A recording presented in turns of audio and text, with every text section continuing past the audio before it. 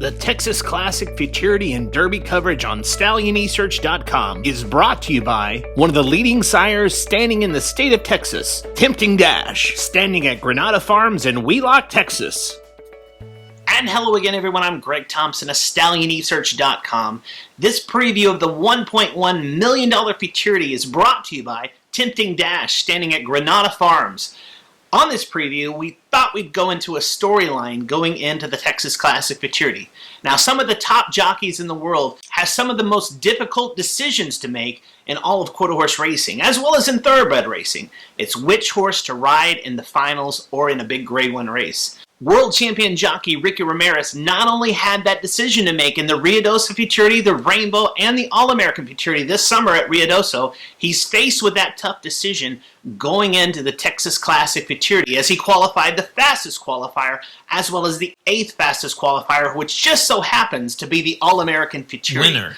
Let's talk with Ricky Ramirez as he goes through the decision process leading up to who he's going to ride in this Grade 1 event. On trial night of the Texas Classic Futurity, Race 9, the All-American Futurity winner, Apocalyptical Jess, made his first start since that win, a memorable one, as he won his trial race, making the field as the 8th fastest qualifier on the night. 2 races prior to that, Flying Cowboy 123, the runner-up finisher in the 2018 Rainbow Futurity, stormed home a winner in his trial to post the fastest time of all the qualifiers going into the Texas Classic Futurity, leaving jockey Ricky Ramirez in the same position he was in earlier this summer in Ruidoso, which saw him qualify 3 horses into the Ruidoso Futurity.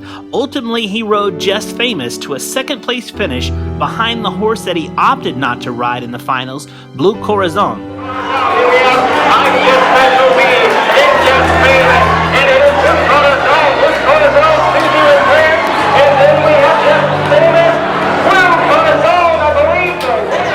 Now, the Rainbow Futurity saw him qualify 3 into the finals of that Grade 1 event. This time he opted to ride the eventual winner, MM4 in the morning.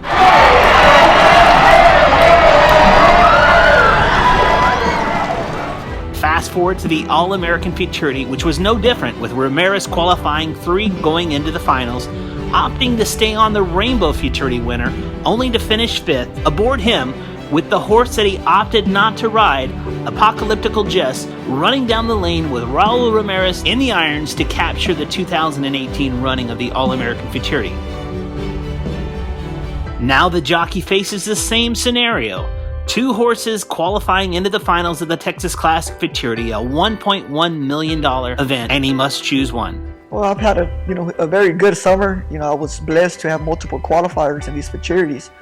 But also it was it was hard to make some very difficult decisions. Going into the Ruidoso Futurity, I had Blue Corazon and I had Just Famous. I decided to ride Just Famous. He just looked like the 440 type of horse. I was looking at the future, going into the All-American. I just made a mistake. I should have just gone with the distance. Blue Corazon was more of a 350-yard horse, and it turned out he's the one that won it. And then we go into the Rainbow. I had MM4 in the morning and Flying Cowboy 123. Very tough decision again. Flying Cowboy, he very good horse. He qualified into the Texas Classic. He's the fastest qualifier. But MM4 in the morning just really stood out to me in the Rainbow trials. He just ran a super race and he just felt like the one. And that's who I went with, and we're blessed and fortunate to win the Rainbow. And then we go into the All-American, and I had the fastest qualifier, Apocalyptical Jess, versus MM4 in the morning, the Rainbow winner. And it was a tough decision, but how could I not go with the winner of the Rainbow? He won the Rainbow by a length, going 400 yards, and now we were going 440, so I had an extra 40 yards, and I drew the 10 hole. So everything was just pointing to MM4 in the morning, and Apocalyptical ran a super awesome race, and he won the All-American. Which, I'm happy because as a team, we won the All-American as a team.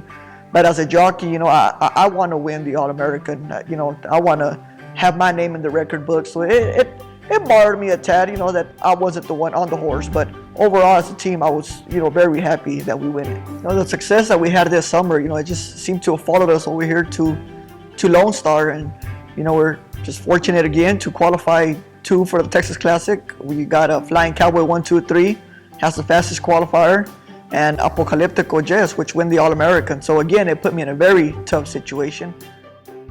Rick, you took them both to the track this morning. Tell me how both of the qualifiers went. They both went really good. We took them out this morning and took them around the track, for a little gallop, and they both went super. Flying Cowboy 123 went awesome, and so did Apocalyptico Jess. So it's making it very difficult for me to make my decision. So, just got a few more days. I got till Saturday to make my decision, and we'll go from there. This Saturday was entry time, so I had to make my decision of which one to ride back in the Texas Classic Futurity, and I decided to go for Flying Cowboy 123. He just just impressed me a lot in the trials. It's just my gut feeling is telling me to ride him, so we decided, me and my agent, to ride Flying Cowboy 123 in the finals. I'm blessed to be in this situation, having these difficult situations with these great horses going into these finals. I'd like to finish out the Lone Star season with the win of the Texas Classic. That would be awesome. But, if I don't, I hope Apocalyptical Jess Connections, the Wood Racing Stables, take the win. That would be wonderful. So we'll just see what happens on Saturday night, November 10th. Standing at Granada Farms in Wheelock, Texas, the red-hot sire, Tempting Dash, the champion son of legendary First Down Dash, out of the Chicks Beduino mare, a Tempting Chick. As a runner, Tempting Dash was a 2-time Grade 1 winner that finished his career undefeated in the Grade 1 $1 million Texas Classic Futurity, as he was subsequently named AQHA champion 2-year-old colt. As a sire, he has produced Grade 1 winning Millionaire Kiss My Hawks, and the Grade 1 Heritage Place Futurity winner Love the Way You Lie. Tempting Dash is out of former Broodmare of the Year, a Tempting Chick, setting the racing world on fire with his runners. Tempting Dash,